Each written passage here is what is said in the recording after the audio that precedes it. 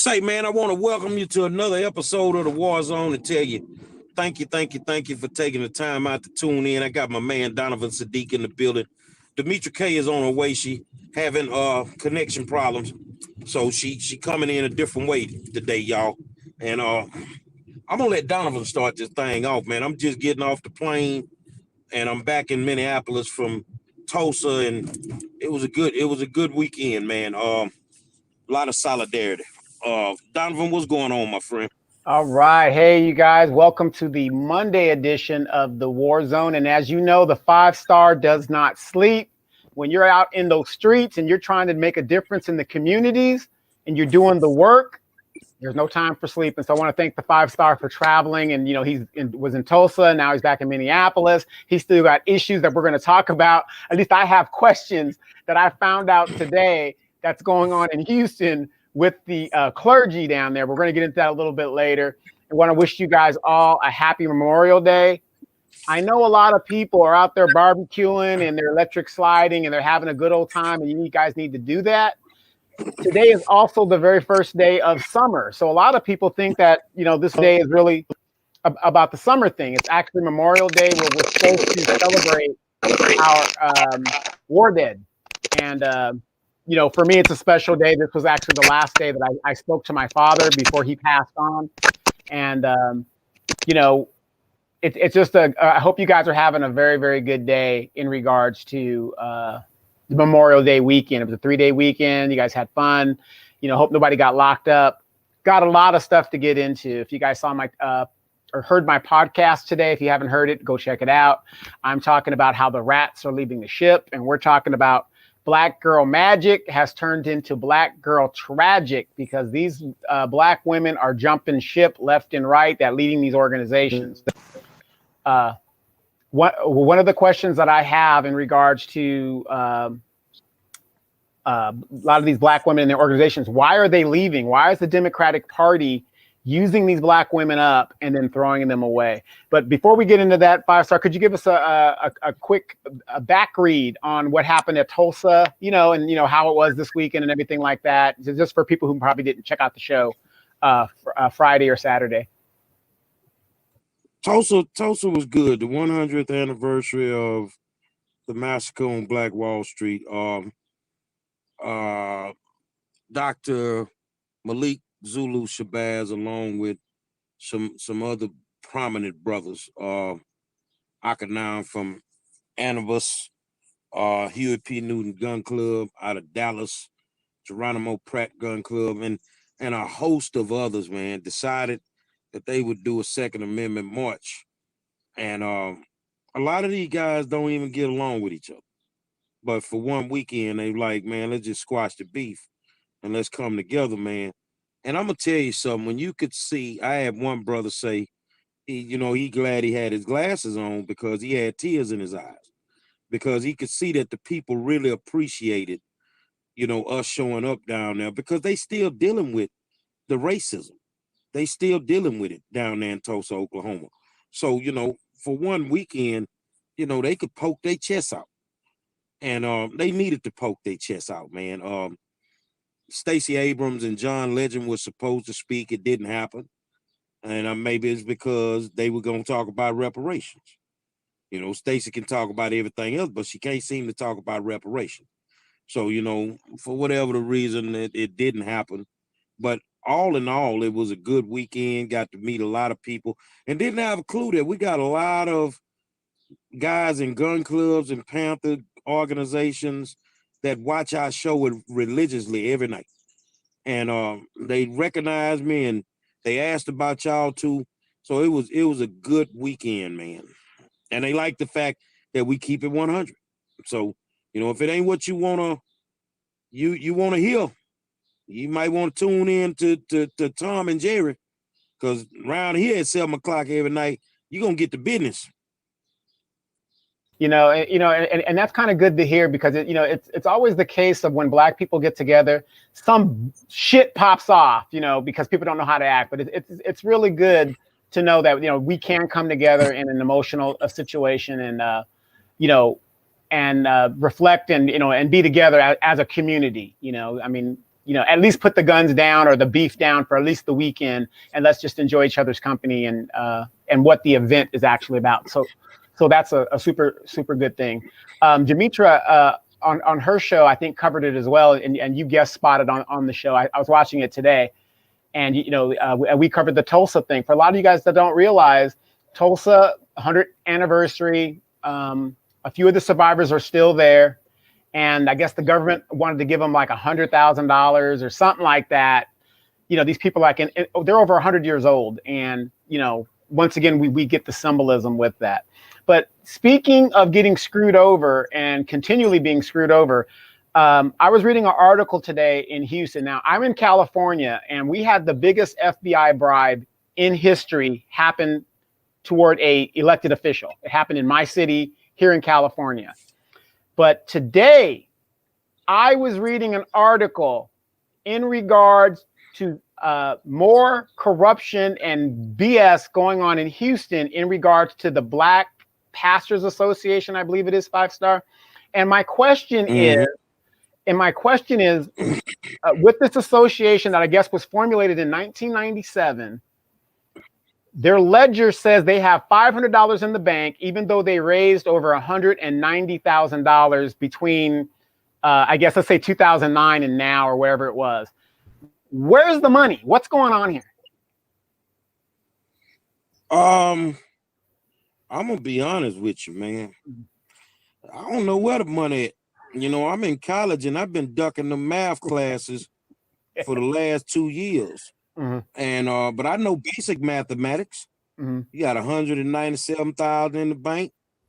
You ain't showing where you spent nothing, Mm-hmm. and now you got 500. Man, I've been telling y'all about them goddamn crooked pastors forever, man. Yeah. I've been telling y'all about them crooked pastors Mm-hmm. down in Houston, and I know, and I see Demetra here. I know it's kind of tough for her to, be a new immigrant in Houston and talk about some of these things because you don't want to talk about something the wrong way. But say, man, I ain't said nothing wrong. I told y'all they were crooked. I told y'all them motherfuckers were crooked from day one. Right. And all they doing is winning. The regular citizens is the ones that's losing, and everybody else winning. So Demetra, how's your settings going? It still sucks. I got somebody coming out in the morning. I'm not really for sure what happened, but as you can see, I'm probably freezing up as we're speaking. So, and I couldn't get on from my phone for whatever reason. Okay. Well, we'll make it work. As long as we can hear your voice, you're good to go. We're gonna work through it. Yeah, but I saw the report, and it doesn't shock me. It doesn't surprise me. It's normal. It's a normal day in Houston when you see that type of stuff going on, man. And they get mad. People get mad. Why you saying this about my pastor? Man, your pastor is the devil. They crooked and they the devil. So now, I think my question is, go ahead. I'm listening. Yeah. Now let me ask you this though. It's a pastors association, Black Pastors Association, whatever. So there's a spokesman for the association. Has a statement come out? Have they kind of explained it? Because even Patrice Cullors, who took all those millions of dollars, we still don't know where the $90 million went. At least she said, I'm out. And whatever. Has there been a statement or anything? No statement from what I can gather. There. Get Demetra in here. Okay, and this thing. Bear with me for a second, man. I'm trying to get Demetra in here.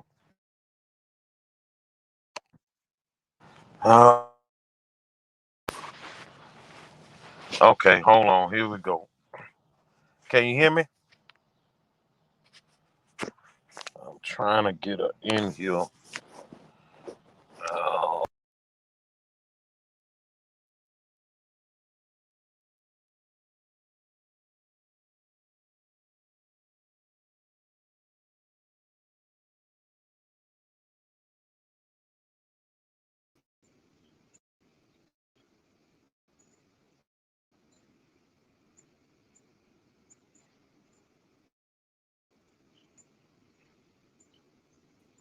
Can't hear you, Donovan.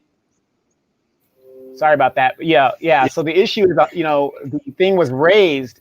They had $198,000 was raised between a certain time and a certain time, which is a lot of money. And they're showing in the bank they only have $500, but yet they cannot show where the money went, because when you're, in a ledger like that, you're supposed to kind of show what was spent. Did you go to Walmart? Did you donate to this person? Did you donate to that person? So over $198,000 is missing within whatever that period is. We're not even talking about the period from 1997 in the incorporation of the Black Pastors Association right down there in Houston. So if you're a parishioner, you need to be asking your pastor, if he's a member of this group, what's going on with this money?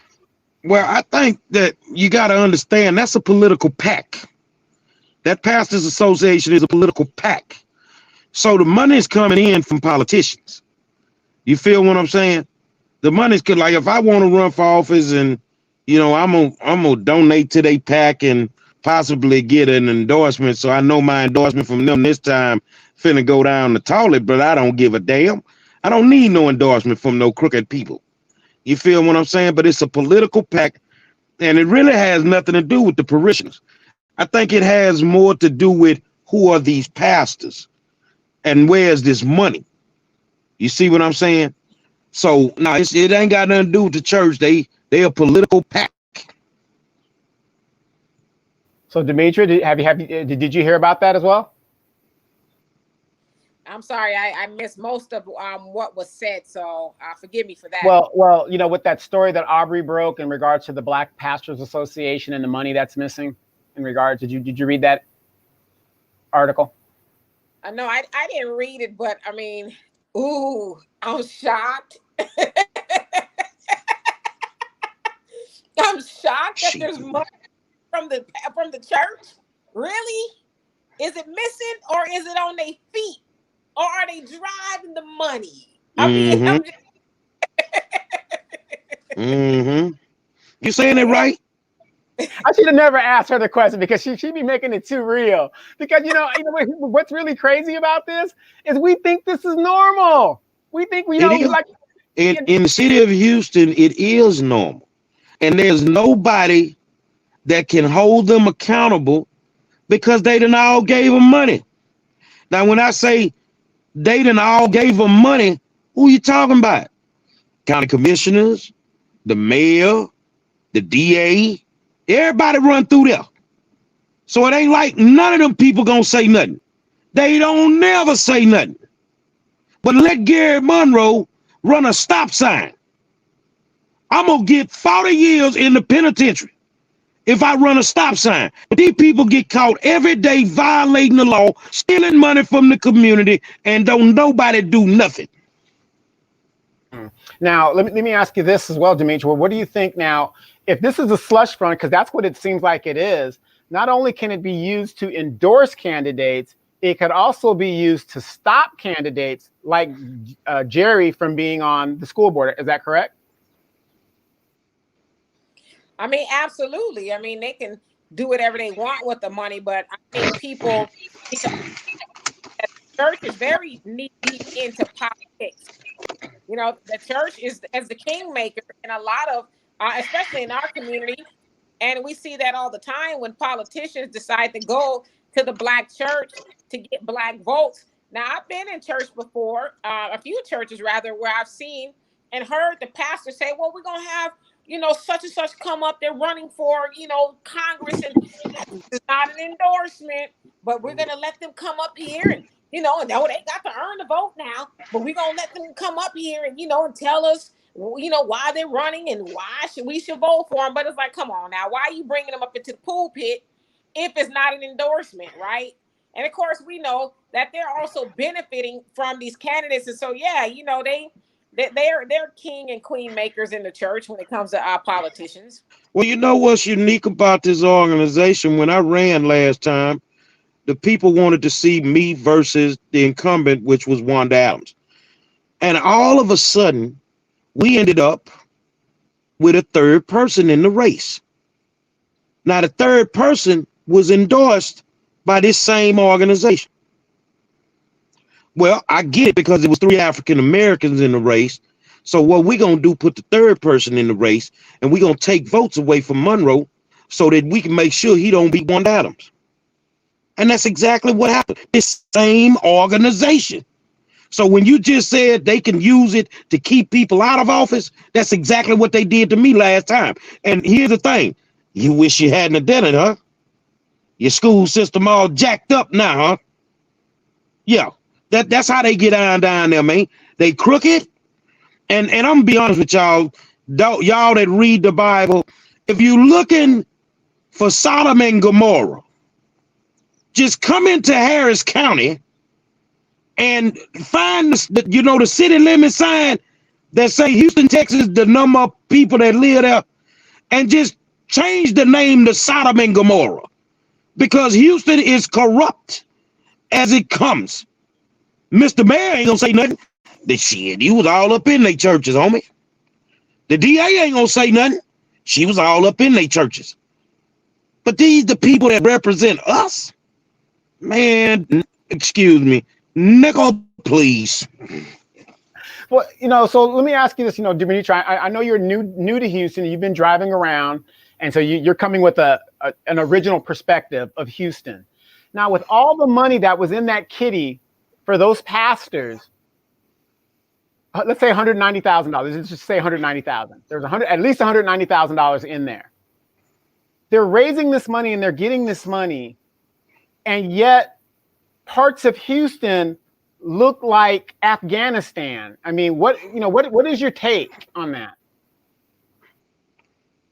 Well, they're going to do what the people allow them to do. And, unfortunately, there's a lot of people who don't mind living in Afghanistan or Beirut. They don't mind. Like, they don't even know that there's something wrong with living in that environment. They don't know that their tax dollars should pay for nice streets and, the city to come out and do maintenance and landscaping. And they don't even know that that's available to them. And so, it's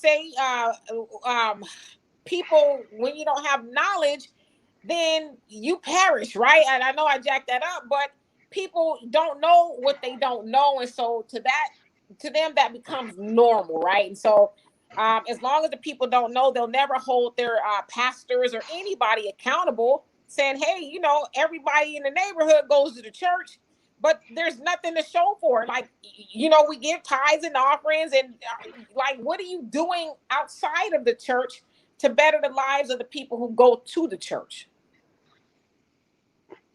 Man, they selling pussy at the church. I'm just telling y'all. I keep telling y'all about them dudes, man. I don't give a damn if they get mad at me. Any one of them over there, man, just show us where the money went.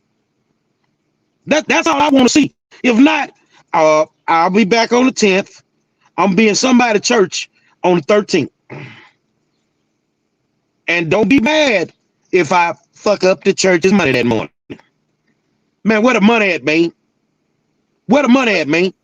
But 5-star, a political PAC, okay, they've got the PAC. Now, the PAC is either to be used for good of the community or bad of the community. Now, Dimitri made a good point in regards, we kind of know where the money kind of went. But,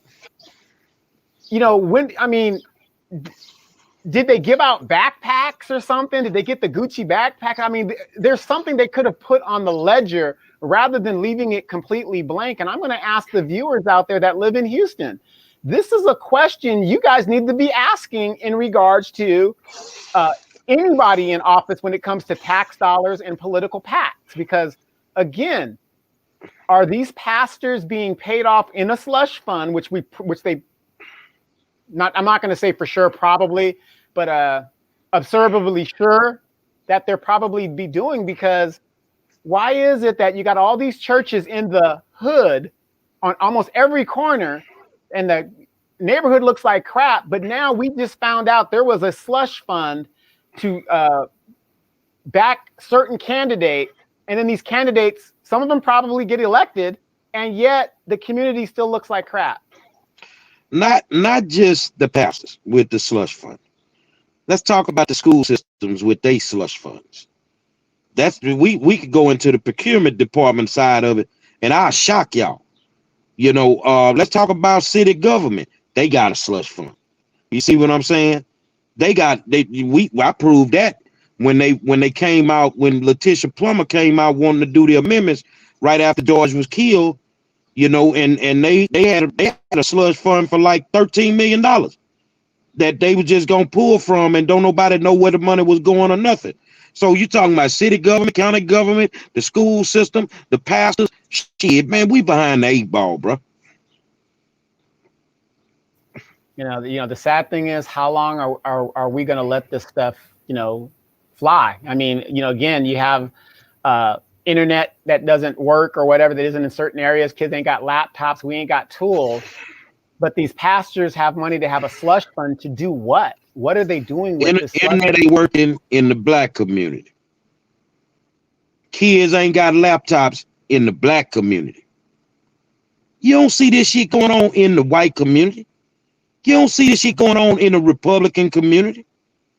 It's the Democratic community where all the shit is corrupt and messed up, but yet they working in our best interest. They working for us. Man, them niggas ain't working for me. I don't kick it with no pastors. I got a couple that I'm good with. Outside of that, they devils, and I don't deal with them. Well, also in the Republican counties, I don't know if you guys can hear and see me good. In the Republican areas, the people, the voters aren't apathetic. They're involved. You know what I mean? And our communities, more Democratic ran communities, we're kind of just there. You know what I mean? We're not up in arms as much as we should be when our children don't have computers or books or, any of this the normal stuff anybody would have to go to school. And so that also needs to be taxed to the voter, the constituents. Like, you got to get involved. You can't just wait and expect these politicians to do for you. They're not going to. But see, in the Republican counties, where white people and the Asians and, throw Hispanics in there, they're kind of on our side a little bit. But the whites and the Asians, they ain't going to put up with that mess. Let one of those people they vote for get in there and get to dropping the ball and see what happened. They're going to hold them accountable. But us, we're just like, okay, we voted them in. They're like Jesus, and they're supposed to just work miracles for us. And all we got to do is just sit and wait. That's not how it goes. You got to get involved. I've learned in the 9 years that I've been doing this, I've learned a lot from white parents, from white people, on how to engage the systems, from email campaigns to different things. And I took what I learned from them and I incorporated it into what I knew I could do, how I would do things. And I'm telling you something, if you want what they got, you got to get involved. Because if there's an issue in a white school and we go to a school board meeting, dude, they need overflow rooms. It'd be so many people in there.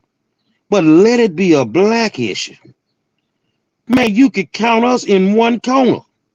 Probably 7 of us. But if it's a white issue, it's probably 700 of them. So don't be mad that they got what they got, because they gonna stand up for theirs on 10 toes. They ain't gonna put up with it. Sunlight has a question. She says, and you got the right person to answer this question, Sunlight. She asked, 5-star, can taxpayers view the school finances? You goddamn right. You walk into the building. I need to see the school budget. Now, what they show you may not be accurate because they know how to camouflage that. But you have every right as a taxpayer to walk into a school. You don't have to have a kid there. You can walk into a school and you can request to see the school budget. And they should be able to show it to you. It's right there on the principal's computer. Yeah, and that's a good question. Any tax-funded entity that's funded by the taxpayer, you have a right to go in there and inspect and see what's going on. So like you have these military bases, right? Let's say you've never been on a base before and they talk about you got to have an ID card. That's not true. You're a taxpayer. they will get you on the base and have somebody escort you to see what it is you need to see. Now, you can't go into top secret areas and stuff, but in general, you have a right to go and inspect and see where your tax dollars are going and how they're being used. So even on a military base, you can do the exact same thing. That's how Demetra got her start, claim to fame.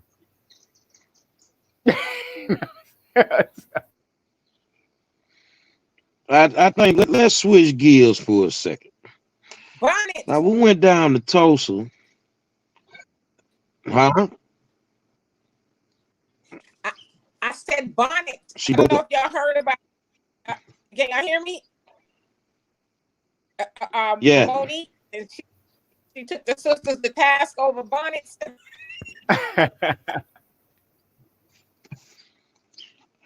I don't. As far as me with Monique and the bonnets, I don't agree with it. I mean, people wear what they want to wear. If a bonnet is the least of my worry when you got people walking around half naked and on social media half naked. So I ain't got no problem with no bonnets. Well, I just give my opinion. I mean, it's like you said, to each his own, but I think she made some good points. She basically was saying, have we lost our pride as Black women when we walk around? She said she was in the airport, and I've been in the airport. Every time I've been in the airport in the last couple of months, I've seen sisters with the bonnets, the house shoes, and yes, I've even seen blankets walking around with wrapped in blankets and carrying their luggage. And so she just basically wants to know, where is our pride? Have we lost our pride? And how can you really consider yourself a queen when you're not doing what queens do? Queens don't walk around disheveled and wearing house clothes, if you will. And so I thought it was a very good question to really get people thinking. Because it's unsightly and it is embarrassing. Now, to who exactly, that is the question. But as I always say, I think women need to start teaching again. Start teaching the young girls how to be appropriate. I mean, my mom would never have let me believe that it was okay. And it's her birthday, by the way. Happy birthday, Mom. Let me believe that it was okay to walk around like that anywhere. So. And speaking of bonnets, did you, I think on the Philip Scott show, African Diaspora News Channel, that's another Black media channel if you guys are interested.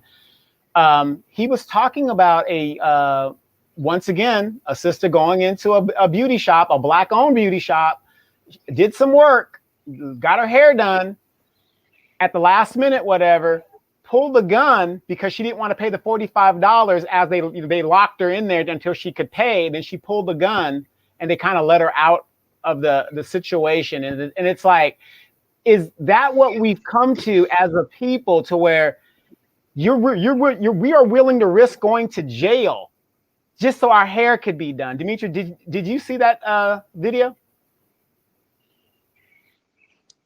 Yeah, I did see it, and I just thought, yeah, I'm like you. Is this where we've come to? You just, basically going to steal somebody's work for whatever reason. They did the work, you should pay them. But yeah, I saw she pulled a gun. They was like, let her up out of here. So terrible, to say the least.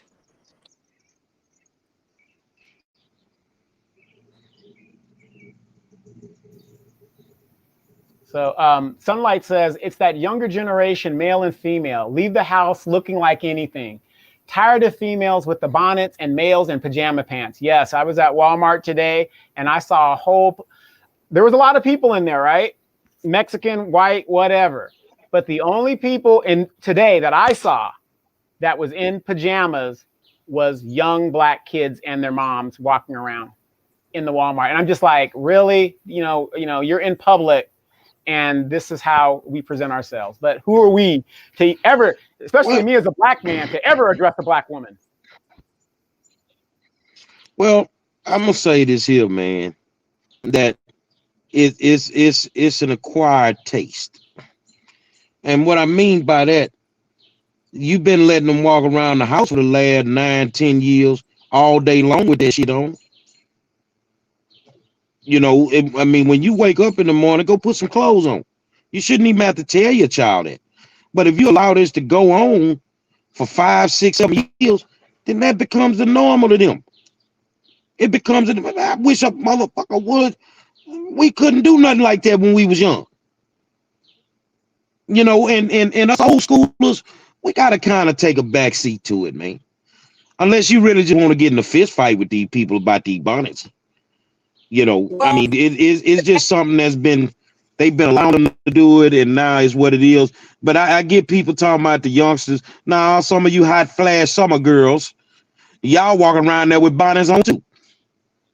Yes. Old ass walking around there with your pajamas on.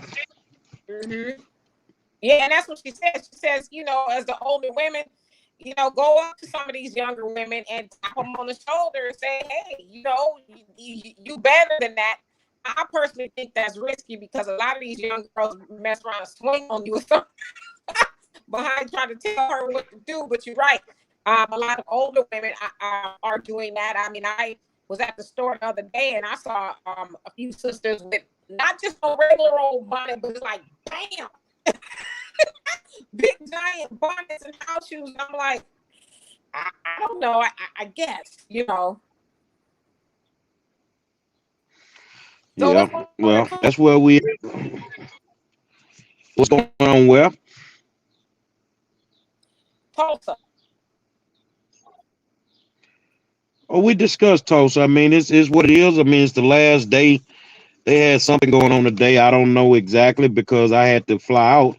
But I mean, it's what it is. I mean, the question is yeah, it's the 100th anniversary, but where we go from here? And that's a conversation, you know, we finna get into, and I might have to step on a couple of toes. You know, but I think that is the good question. You know, we're always celebrating and we're speaking on, and that's good and great. But then what?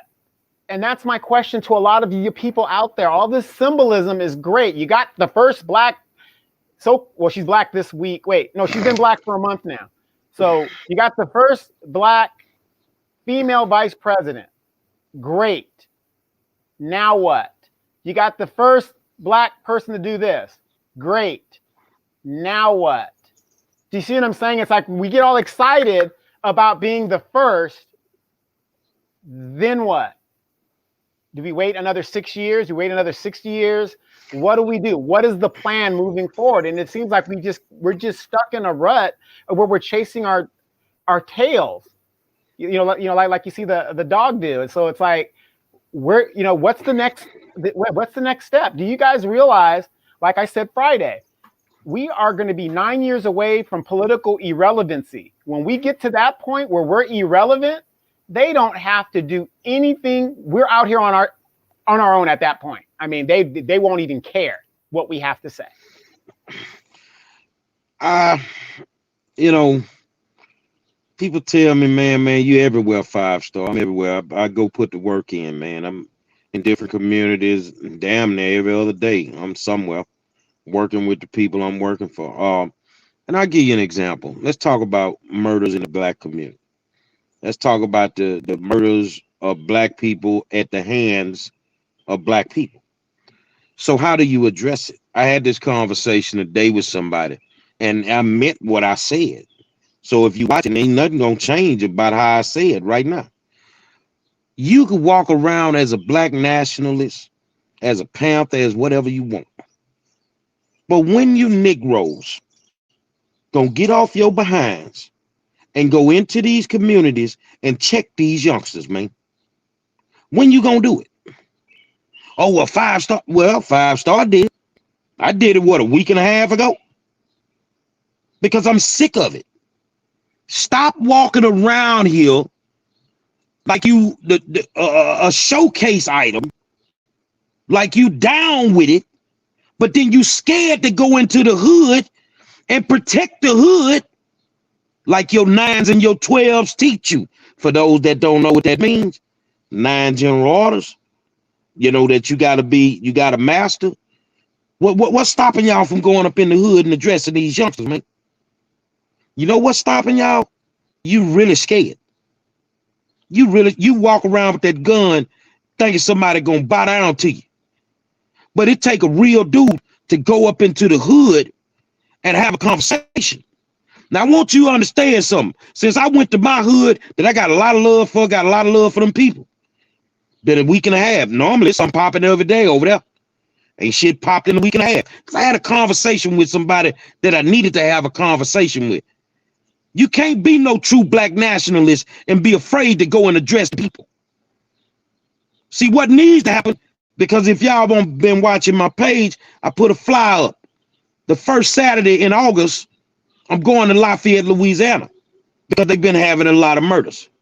Lafayette, Opelousas, Lake Charles. We going inside of a building. We gonna close that door, and we gonna have a conversation. So if you weak at heart, you can't stand a couple of cuss words, don't bring your ass to that community meeting. Because what need to be understood don't have to be talked about. Look here, dog, this how they gonna work.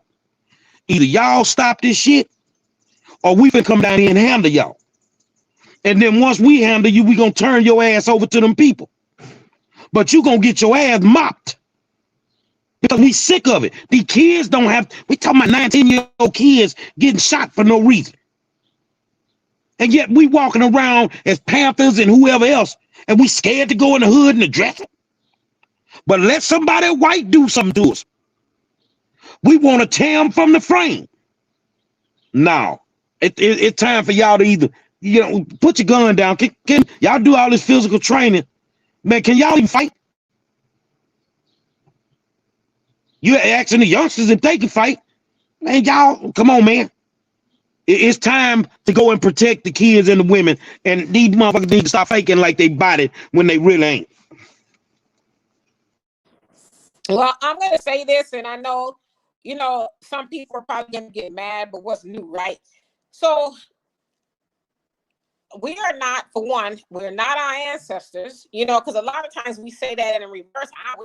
I'm not my ancestors. You get these hands. I ain't going to put up with what they put up with. But the other part is we're not our ancestors because we don't have the heart that they had. We don't have the drive or any of the stuff that they had, right? And so now we as Black people, as silly as this is going to sound, we're too comfortable, right? We have more than they had.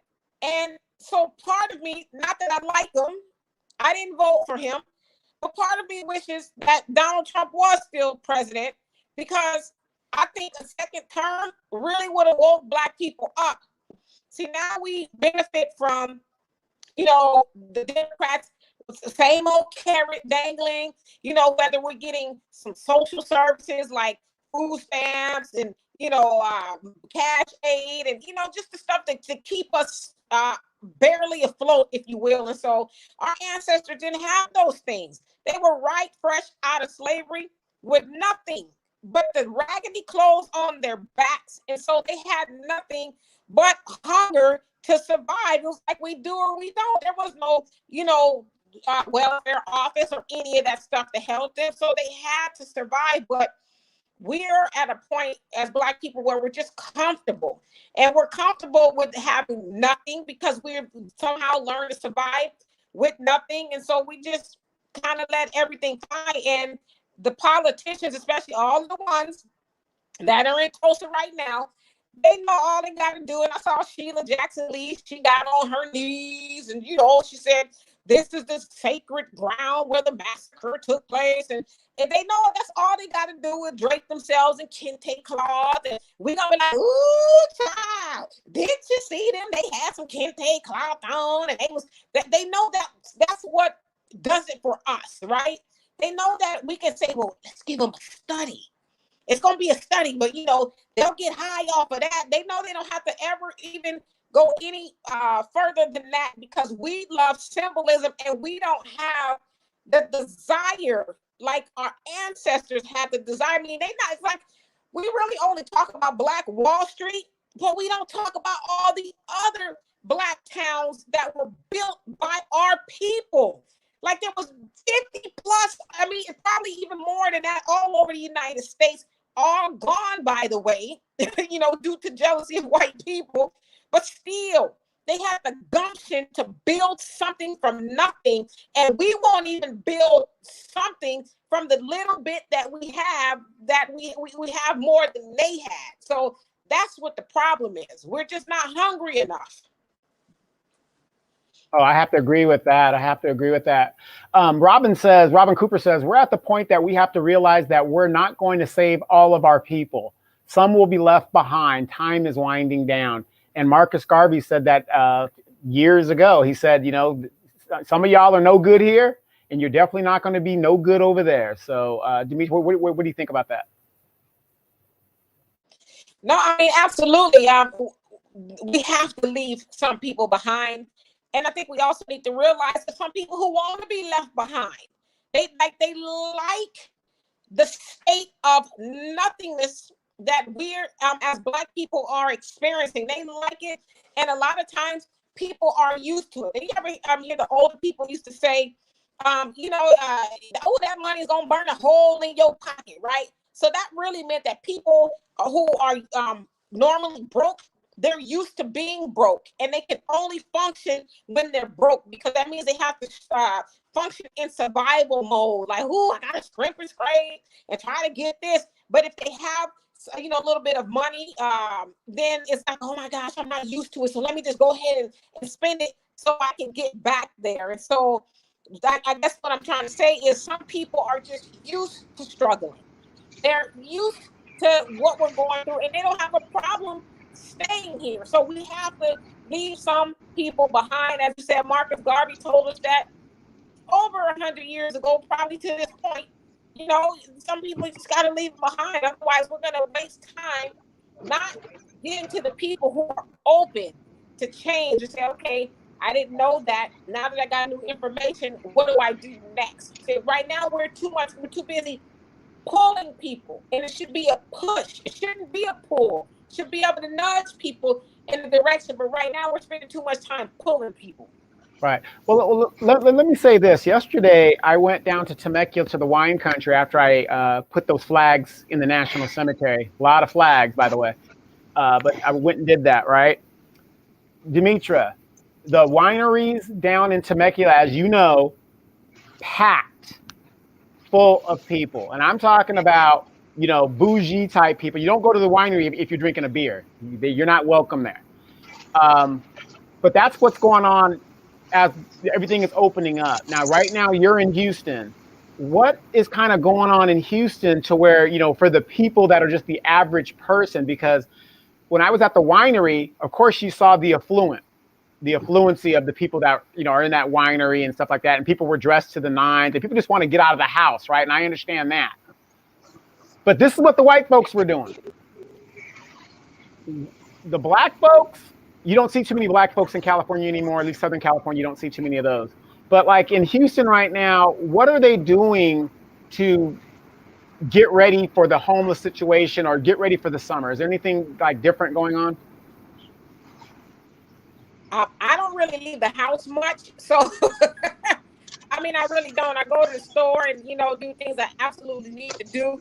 So I'm not really for sure, but I think we also got to ask ourselves, why are the white people and the Asians and, everybody else at these wineries?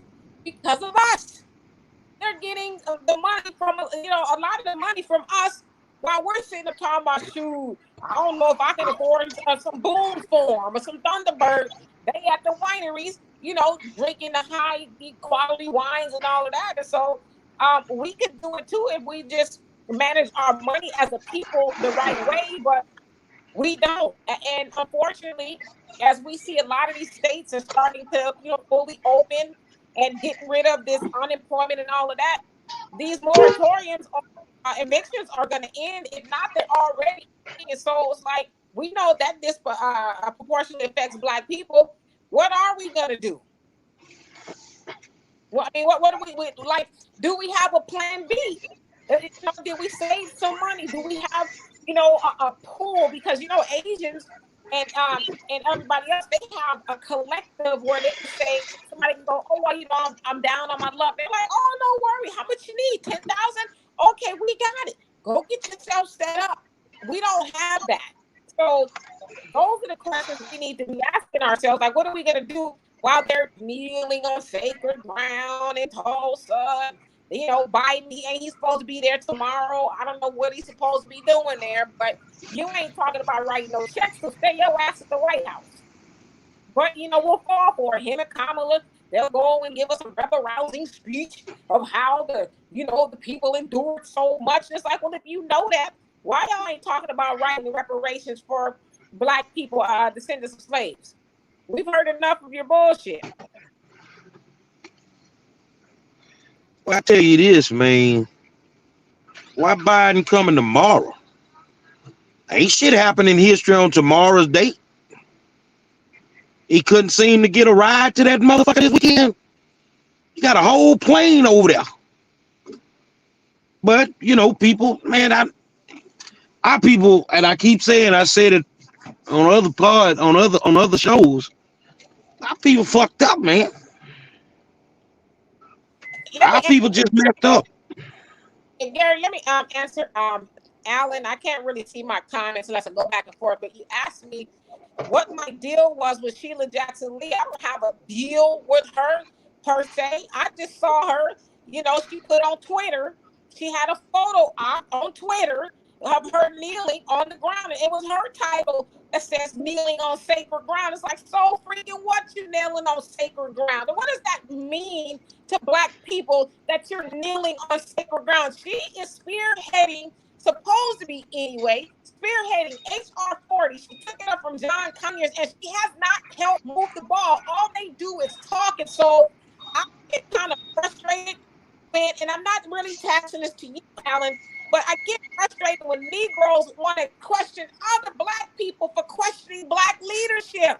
Like, why are you not taking that heat to her and saying, well, you're kneeling and you got the kente cloth on, but you're not really getting in Congress and saying, hey, you know what, enough of the crap, right? My people, and I know she's, not ADOS, but hell, she's spearheading it.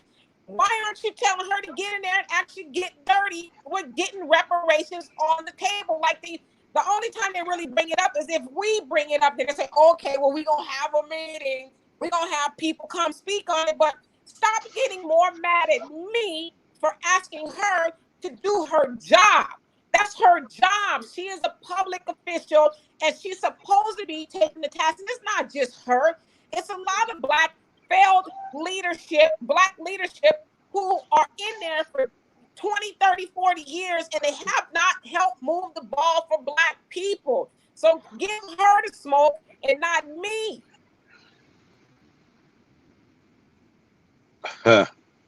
Smoke that ass like a turkey leg.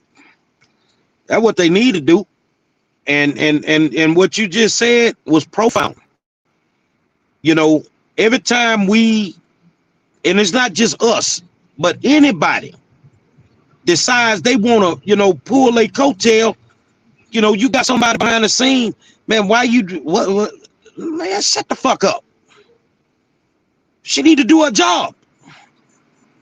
And that's what needs to happen. Like I said last week, when I get on the school board, you ain't finna give me no room because I can get the job done.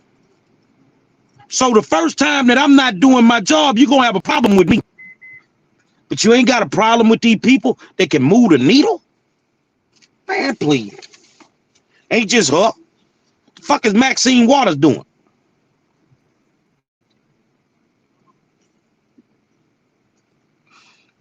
All them heavyweight Black officials. Cory Booker. You feel what I'm saying? What these Negroes doing for me? Right, exactly. Where they been? I haven't seen Maxine in a while, and so it's like I don't get it, but then I do get it. Like, we have so much faith in these leaders, these leaders, if you will, and you're more mad at people for saying, hey, I didn't vote for it because I wasn't here then, but you're more mad at the people who voted for it saying, well, hey, I gave you, that's like me ordering some chicken, I paid for it, and then I don't get the chicken, and I say, hey, I'm just wondering, is my chicken gonna get here? Is it almost ready? And you get mad at me. Why are you asking me for? What's your deal with the chicken shack? Well, I paid for a product and I'm just curious, So I think if we were to change that energy around and direct it toward the people who say they're gonna go do something, for their people, whether it's Black people or anybody, or specifically us. I think if we were to turn the energy around, then we would get something. But they know, and this is the same thing like with Joe Biden, they know that there's a lot of Negroes who are gonna, run interference. Don't worry, Massa. I'll get them off you. If they ask you a question, I'm gonna throw balls and make sure they don't get to you. You ain't gotta worry about nothing, Massa. I got it. They know we gonna do it, and so they sit back and like, whatever. Yeah, I want to read this comment by Alan again. He says, yes, Republicans get the Black vote from rich Black people and professionals making $75K and up. Working class and poor families ain't voting Republican. Right. And I responded to him and I said this basically, Alan, 74% of Black people live at, above, or below the poverty level. There is not enough Black people who make $74,000 and above to make a political difference in regards to elections. OK, so whenever we talk about Republicans, I have a lot of some friends that are Black and that are Republican. And guess what? They're all doing very, very well. So there's something that the Republican Party is telling them to where they're doing well. I have a lot of poor and broke Democratic friends. A lot. We're not telling you to be Republican because, as we know, and I'm sure you know, Alan, two wings of the same bird. They both uphold white supremacy. Joe Biden has been in office for over 130 days, repealed Trump stuff, which was a lot, and also gave rights and money to all these groups, but nothing for Black people. We can't get a George Floyd bill passed and pushed through Congress using his own bully pulpit to do it. I mean, when are we going to wake up and say, wait a minute here, we got you into the seat, we got you the presidency, and you have yet to show anything tangible specifically to Black people. But when that question was asked of the now vice president, who was overwhelmingly rejected by Black people in the primaries, I can't do nothing specifically for Black people. No, I can't do that. But you did something specifically for Asians. You did something specifically for Dreamers. In California, do you know that they have a bill that stops police and federal agencies from profiling Mexicans? You can't stop a Mexican, by profiling them, but you can do it to a Black person who's a citizen. We have to start holding our people accountable. I don't care about Republican because, again, it makes no sense to talk about a group that majority of Black people don't vote for. Well, let me find this comment. Alan said, "Sunlight Judge Joe Brown supports Trump." Let me ask y'all a question. When a Black person supports Trump or a Republican, it's a problem. Why? When our Black leadership ain't doing jack shit for us. So we supposed to keep supporting them. Even though they not doing nothing for us, we still supposed to support them. Well, if that's the case, especially for my Black women voters who seem to have a lot of power, why you ain't stay with your old man that wasn't doing nothing for you? Why you ain't stay with your ragged ass husband that couldn't pay the light bill? Because if he ain't doing nothing for you, you don't want to fuck with him, right? So why we can't use the same philosophy when we dealing with these goddamn politicians? I expect you to do your job. That's what I expect. And I'm not asking you for nothing more than just to do your job. I didn't ask you to kneel down in your kente cloth. I didn't ask you to show up and eat some watermelon. Motherfucker, I asked you to do your job, what you promised us you were going to do. And it's time for these groups out here, whether they Panthers or whatever, you live in these communities, it's time for you to show up at these motherfucking houses and demand they do their jobs, man. We can support whoever we want to support. You see what I'm saying? I mean, it is what it is, man. Yeah, I hear you. Some of y'all saying some of us didn't vote for Trump or Biden. Say, man, I'm gonna tell y'all right now, go on with that bullshit, man. Ain't but a handful of us voted green. Ain't but a handful of us voted green, homie. Y'all went out there and voted for that dude knowing full well that man wasn't gonna do shit for us. So don't complain about him now. And stop asking the Republican Party to do something for your black ass when you don't even vote for them. And you know, as far as the comment about Judge Joe Brown supporting Trump, you know, all black people do not have to support the Democrats. A lot of black people like Trump for financial reasons. I mean, look at what's going on now financially with the Biden administration. You know, and some people say, well, that's kind of the residue from Trump. Whatever, it's here, right? And there's a lot of people like me. Again, I didn't vote for Trump. I didn't vote for Biden. But I just tend to think that if Trump was in there, black people will really wake up. But I knew we were going to get back comfortable again once the Democrats took over. I already knew we were going to be rocked right back to sleep. Like, ooh, child, that was close. We good now. I just knew it, right? And then it's surprising, too, even after what we have not seen from the Biden administration in regards to black people, you still see black people defending them. Him and Kamala. I was on this post earlier, and this black lady, she was trying to talk bad about Farrakhan, how the nation did something to Malcolm and this, that, and the other, how she loved Malcolm. So ask me what I did. I went on her page, Kamala this, Kamala that. I said, I know good hell well you ain't talking Malcolm while walking Kamala. And she didn't have nothing to say. So it was like, y'all don't, do you hear the lunacy that comes out of your mouth when you're defending these Democrats who will never, ever, ever, ever, ever do anything for you? You more mad at people who are saying, hey, at least think about it. Think about some other options. Nah, I ain't gonna do that now because, you know, Democrats are the friends of the people.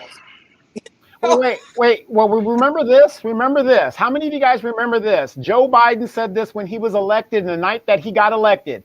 He said, you elect me, I'm going to have some stimulus checks on the way. Then he got into office, and then he had a little press conference, and he said, the other stimulus checks are on the way. It is now June. Where are the other stimulus checks? Now he's talking about not doing it at all, and y'all niggas need to get back to work. What the hell is going on here? You said there was going to be stimulus checks coming. Now you want to repeal the unemployment and all this federal stuff and all the states. This is the hypocrisy of the Democratic Party. They don't stick to what they say. In Georgia, oh, you vote for Warnock, you're going to get $2,000. The $1,600 you got was from Trump. What are you talking about? I mean, this is what we're talking about, and we bring it out because we are so quick to forget because we're so busy dancing with our chucks and our pearls on and skewy. Go ahead, you know, the elite black folks. But some of us remember and write down what these politicians are saying.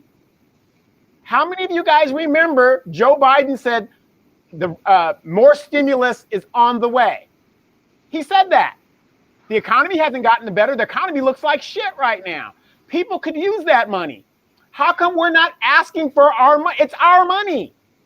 That's like going to your parents and they're telling you, you mowed grass for the last 3 months and you wanted to get that nice bike or something that you were saving for, and they're telling you you can't use your hard-earned money, not their money, your money. I'm looking at Alan Guillory's comment, and let me go back to it. All I'm saying is black judges are about law and order. They get prison industrial complexes and support police unions. Black judges about law and order. Man, put your eye on Harris County.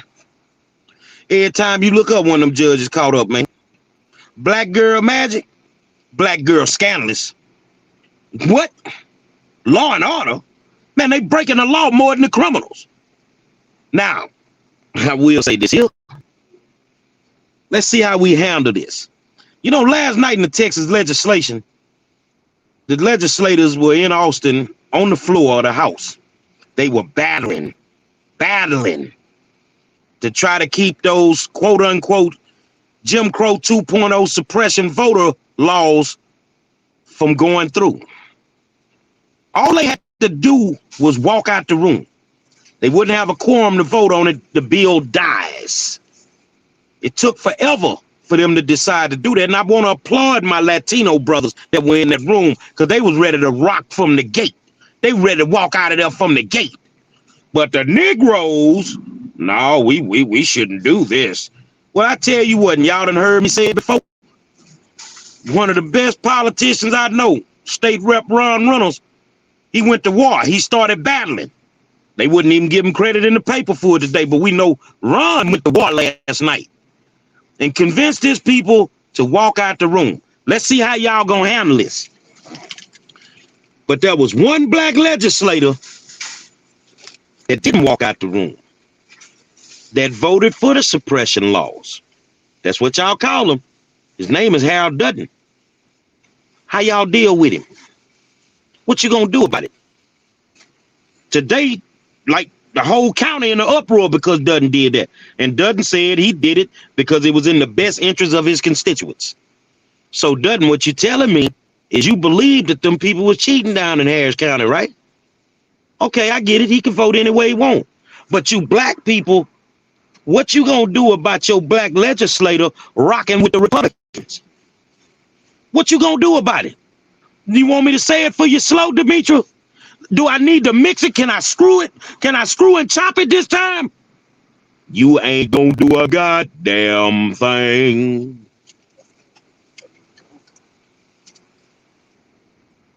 But you know what? They're gonna be more mad at you for bringing it up. They're gonna take you to task for asking the war. Ain't y'all mad at him? Because that's how it works. They're gonna drag you over because well, you know. Well, you know, if they decide to do that, I'm feeling like a king of comedy. I wish a motherfucker would. You know that's how it gets down. But yeah, I mean, no, but you telling the truth. Because I'm speaking on it, it would be a problem. Like I said, Dutton can vote any way he want to vote. But I'm just showing people that your black legislators line it up with the Republicans. They do business with these people on both sides of the aisle. He did what he felt that he had to do for his constituents. But I think you need to come and explain to your constituents why you did it. But even if he says, even if he says he had a legitimate reason, and y'all say that the voter integrity laws were voter suppression laws, how y'all gonna deal with this black politician that this shit on you? They're not going to deal with him. He's gonna. I mean, why do you? Well, hell, Gary, you know why he did it. He did it because he knew he was gonna get away with it. He knew, well, who gonna check me, boo? Who gonna say something to me? That's why he did it. You know, and if we're talking about these great Democratic black stars and activists, how many of you guys know, if you look at Stacey Abrams' record in Georgia, when she was the Speaker of the House in Georgia, she voted with the Republicans just as much as she did with the Democrats. How many of you guys know that? Look at their records. Look at their records. And I want to say this to the lady. I wrote this in the comment. And this is the question, if black women are the backbone of the Democratic Party, because y'all love to be mentally masturbated, and when I say masturbate, I don't mean it in a sexual way. I mean it in a feel good way. Okay, so I'm using it in a feel good way, not in a sexual way. Since y'all like to be mentally masturbated, definitely feel good. Definitely feel good. I just want to say this: if black women are the backbone of the Democratic Party, why can't we get a reparations bill? Why can't we get a police reform bill? You know why? Because we keep looking at the backbone. I told you during the election, where's the front bone at? Right. Man, these people ain't finna go in there and talk about no reparations. That's why Stacey didn't show up in Tulsa. Because they were talking about reparations. I don't give a damn what nobody tell me. Because them older people couldn't figure out the monetary side of it. That was their business. It didn't stop you from coming and speaking on reparations. I keep telling y'all, it's some of these black politicians that don't want you to have it. Yep, and that's exactly right. So, y'all want to know personally what my plans are. My Yeah, plans yeah. are What's to your plan? my plans is to stack up enough racks so I can get the hell out of here.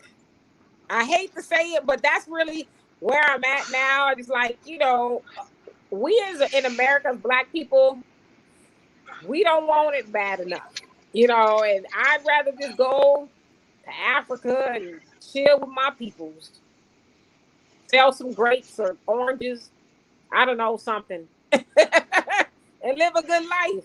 That's kind of where I'm at right now.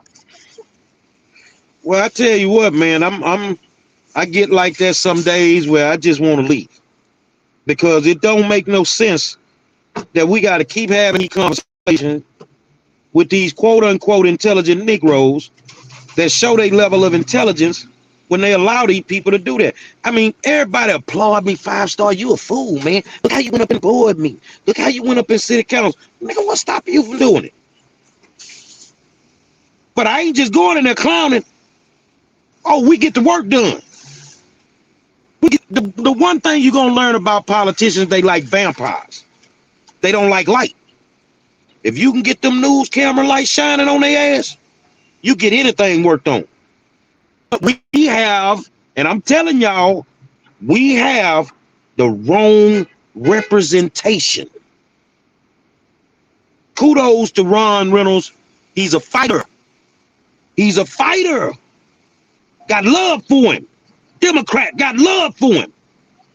But he would not stop fighting for his people until he felt he got what he needed for his people.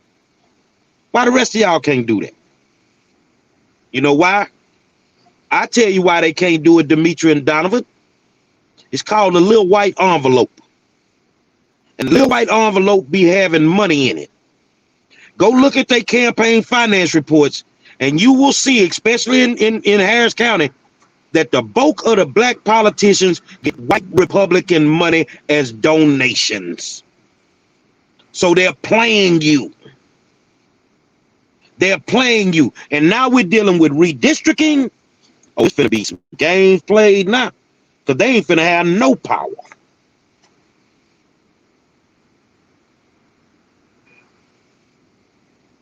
All right. Final thoughts, Mr. Mitra.